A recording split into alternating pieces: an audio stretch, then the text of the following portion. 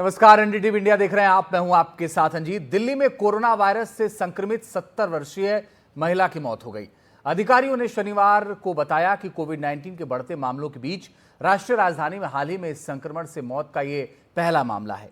आधिकारिक आंकड़ों के अनुसार दिल्ली में कोविड-19 के एक्टिव मरीजों की संख्या 375 हो गई है। अब दिल्ली में कोरोना संक्रमण से पहली मौत हो गई है, लेकिन महिला को कई अन्य बीमारियां भी थीं। दरअसल अगर हम दिल्ली की बात करें तो कोविड संक्रमित की मौत हुई है। यहाँ पर कोविड संक्रमित महिला की मौत हुई है और जो उम्र बताई जा रही है वो 70 वर्षीय बताई जा रही है। 70 वर्षीय महिला की जान गई है। महिला को कई बीमारियां थीं, ऐसा डॉक्टर्स ने बताया। महिला का लेप्रोटॉमी ऑपरेशन हुआ था और ऑपरेशन के बाद आंतों से संबंधित बीमारी हुई थी। बाद में कोविड-19 भी हो गया। कोविड-19 के बाद कई बीमारियों की मार और कोविड की वजह से बताया जा रहा है कि मौत हो गई। और अगर हम दिल्ली की और बात करें तो कोविड संक्रमित की मौत के जो आंकड़े आए हैं वो आपके सामने है। देश में जो कुल एक्टिव केस हैं उनकी संख्या आपके सामने है 3,395। केरल में सबसे ज्यादा, केरल ऐसा राज्य है जहां पर सबसे ज्यादा है 1336, महाराष्ट्र में 467 है। इसके अलावा अगर हम देश की राजधानी दिल्ली की बात करें तो 375 कुल मामले हैं। और अब दिल्ली के बाद अगर गुजरात की बात करें तो 265 कुल एक्टिव मामले हैं। बात कर्नाटक की भी अगर करें तो 234 मामले हैं। पश्चिम बंगाल में भी 205 मामले हैं कोविड के कुल एक्टिव। तमिलनाडु में 185 हैं और सबसे बड़े राज्य उत्तर प्रदेश में फिलहाल थोड़ी राहत है क्योंकि यहाँ पर 117 मरीज हैं। तो सबसे जो कम है वो 117 हैं उत्तर प्रदेश में। दरअसल दिल्ली में कोविड-19 संक्रमित महिला की मौत पर दिल्ली के स्वास्थ्य मंत्री पंकज गुप्ता ने क्या कुछ कहा है वो भी आपको सुनाते हैं। कोरोना से एक पहली मौत हुई है 60 साल के महिलाओं की। तो मेरी जानकारी में 70 साल प्लस की है, आप कह रहे हैं 60 की है। उनको कुछ मल्टीपल प्रॉब्लम थी जिसकी जानकारी मैं भी लेने वाला हूँ। मे भी लंग्स की पहले ही प्रॉब्लम थी, तो वो कोरोना से ही एक्सपायर की हैं। ये एक बात नहीं, मतलब मैं इसको रिपोर्ट लेकर आपको बता पाऊंगा। और इसी पे बात करने के लिए डॉक्टर मोहसिन वली साहब जुड़ रहे हैं जो कि जनरल फिजिशियन हैं। साथ ही मेरे साथ डॉक्टर राजेश पारिक साहब जुड़ रहे हैं, निदेशक हैं जसलोक अस्पताल मुंबई का। आप दोनों का बहुत स्वागत है। पहला सवाल डॉक्टर पारिक, वजह क्या है जो मौतें हो रही हैं? क्या बहुत सारे लोग ये कह रहे हैं नहीं इतना ज़्यादा खतरनाक नहीं है, लेकिन कई राज्यों में हमने देखा कि मौत हो रही है। जी, तो पहले तो हमको ये समझना चाहिए कि अगर किसी को कोविड हो और मौत हो, ऐसे नहीं है कि वो जरूर कोविड के वजह से है। जैसे आपने पहले बताया कि जिस केस के बारे में आपने चर्चा की, उनको कई दूसरी बीमारियां भी थी। तो अभी ये हो सकता है कि जिनको कोमॉर्बिड कंडीशंस यानी दूसरी बीमारियां हैं, उनकी इम्यूनिटी कम है, तो उनकी मौत हो सकती है। लेकिन वो कोविड के वजह से हुई या कोविड था और दूसरे कोई वजह से हुई। देखिए, जब हमारी बड़ी सेकेंड वेव हुई थी तो दुनिया भर जब कोविड से मौत हो रही थी तो काफी बार लोग कह रहे थे कि ये हार्ट अटैक है। यूएस में कभी कभी ये लोग ऐसे भी बोले कि ये डेंटल कारण है। तो उस समय उल्टा हो रहा था, मौत कोविड से होती थी और जो दूसरी बीमारी इंसिडेंटल थी उसके ऊपर कहा था कि ये इसके वजह से है। तो अभी हमको ये डिफरेंशिएट करना चाहिए कि ये मौत क्यों हुई है। ठीक है, और फिर हम समझ पाएंगे। ठीक है डॉक्टर एम वली, मुश्किल क्या उन लोगों के लिए ज्यादा है जिनको पहले से बीमारियां हैं, या मुश्किल उन लोगों के लिए ज्यादा है जिनकी एज ज्यादा है? देखिए, हम जब कोविड की बात कर रहे थे, डॉक्टर राजेश पारिक भी कर रहे थे, तो उस वक्त हम एक टर्म बोलते थे लॉन्ग कोविड। वो लॉन्ग कोविड अभी भी वैलिड है टर्म, और हमको सचेत रहना है। आप जो बात कर रहे हैं हम उन लोगों की कर रहे हैं जिनको हम कोमॉर्बिडिटीज, एक बड़ा टर्म है कोमॉर्बिडिटीज कहना बहुत आसान है, लेकिन सबसे बड़ी कोमॉर्बिडिटीज जो दिल्ली में है वो कोमॉर्बिडिटी पोल्यूशन की है, जिससे हमारे लंग्स कमजोर हो जाते हैं। And 70 years a good age to live.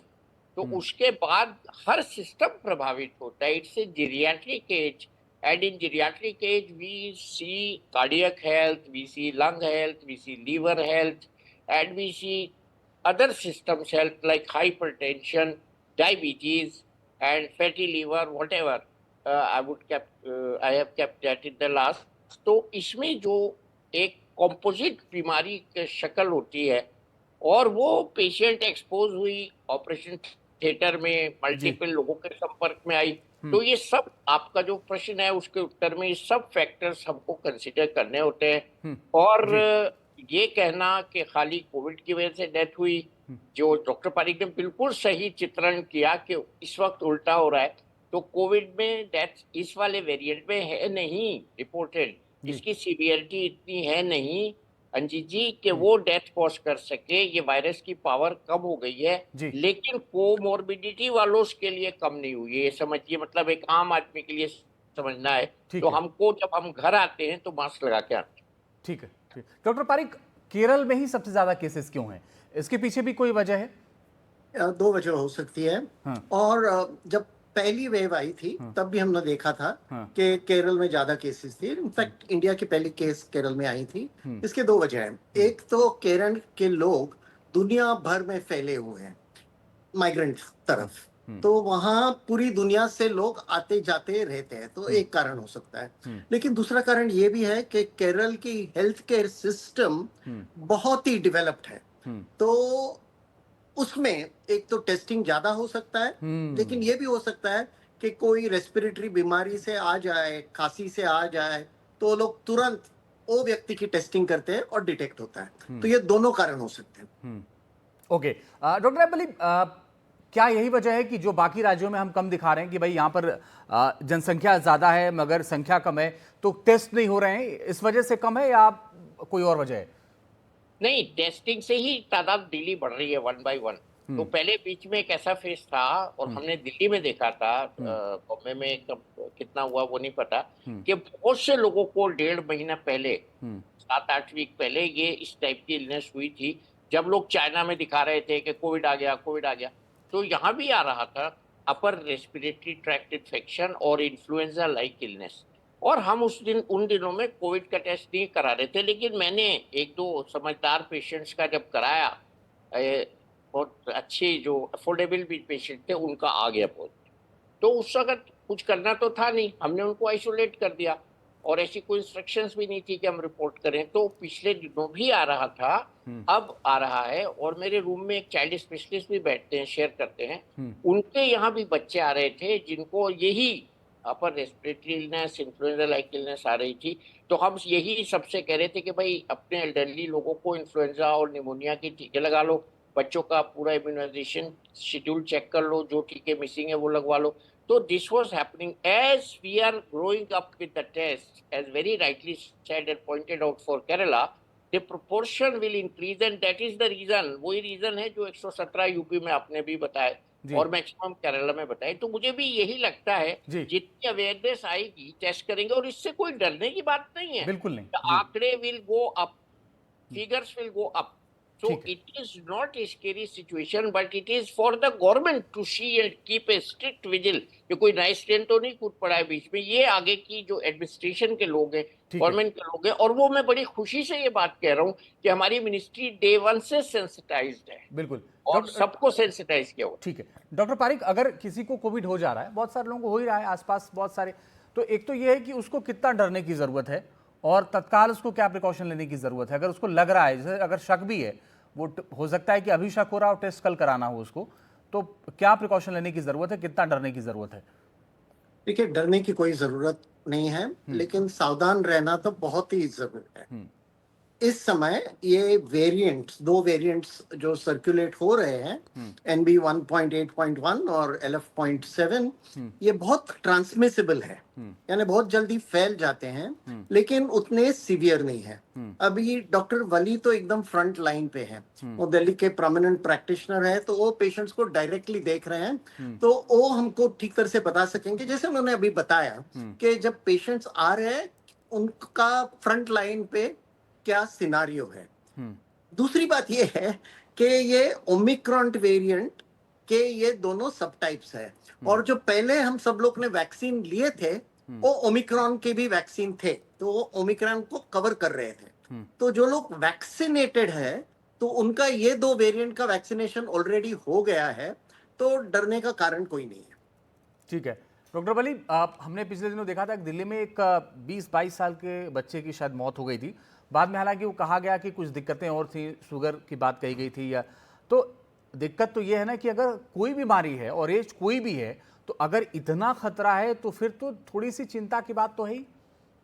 मैं तो कहता हूँ बिल्कुल चिंता की बात है। हाँ। इसलिए है क्योंकि हमें और बीमारियों की तरफ से ध्यान नहीं हटाना चाहिए। फीवर आ रहा है तो सारे टेस्ट कराओ भाई, कोविड का भी करा लो। पिछले दिनों हम लोग जो टेस्ट कर रहे थे उसमें हम रेस्पिरेटरी बायोफायर कर रहे थे, उसमें कुछ कहीं इंक्लूडेड था कोविड, कहीं नहीं था। आपका सवाल बड़ा इंपॉर्टेंट है। कम उम्र के लोग आ जाएं इसकी चपेट में और उनको कोमोर्बिडिटीज न हो तो फिर हमें इन्वेस्टिगेट करना पड़ेगा। हमारे यहाँ एक और प्रॉब्लम है, पोस्टमार्टम्स नहीं होते, तो we do not know the exact cause of death in every case. ये बड़ा एक थोड़ा सा नेगेटिव सा पॉइंट है। और शायद ये इतनी बड़ी आबादी, इतने सारे लोगों की जनसंख्या, इतनी मौतें डेली होती हैं और कारणों से भी होती हैं, जैसे एक्सीडेंट्स है, ट्यूबरकुलोसिस है, और वायरल फीवर्स में भी कभी कभी बहुत सीवियर इन्फेक्शन हो जाता है। तो any virus has to mutate. Number one, it is mutating. But other viruses may sometimes cause, आपको याद होगा पिछले दिनों गुलियन बारे सिंड्रोम जो वायरस चल रहा था, उसमें मौतें हो रही थी, बड़े सारे प्रोग्राम भी हुए थे इस पे, बॉम्बे में भी हुए थे केसेस, यहाँ दिल्ली में भी हुए थे। तो ये वायरस जो है it's a very umbrella term, और वायरस कोविड का जो ये वाला चल रहा है वो बहुत ज्यादा हानिकारक या डैमेज करने वाला नहीं है, लेकिन ट्रांसमिसिबिलिटी चूंकि ज्यादा है, इसलिए हमको कोशिश ये करनी है कि हम बैरियर इसका मास्क की शक्ल में प्रोड्यूस करें और सैनिटाइजर लगाएं। जी, और मैं सैनिटाइजर रखता हूं अपनी टेबल पे, यूज कर रहा हूं। मैंने बहुत अच्छा सर, इससे अच्छा मैसेज जाएगा लोगों को और लोग भी सैनिटाइजर को रखें और सावधानी बरतें। बहुत बहुत शुक्रिया डॉक्टर राजेश पारिक और डॉक्टर एम्बुली हमारे साथ जुड़ने के लिए, उनसे बात करने के लिए बहुत बहुत शुक्रिया आप दोनों का।